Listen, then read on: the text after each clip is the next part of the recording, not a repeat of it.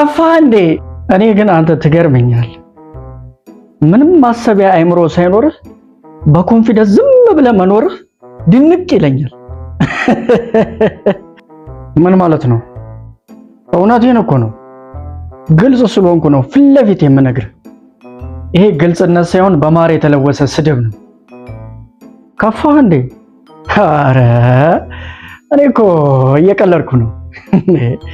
ምን ሆነ ነው? ኦ ቀልድ። ቀልዱ የቱ ጋር ነው ያለው? እስኪ አስረዳኝና አብሬ ልሳቅ። አንተ ጨዋታ አይገባም እንዴ? እንዲህማ ክፉ አታድርገኝ። አዎ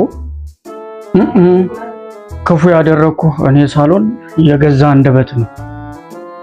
በቃ ቶ ማውራትም አልነበረብኝም። እኔ ድሮም ግልጽነቴ ነው የሚጎዳኝ።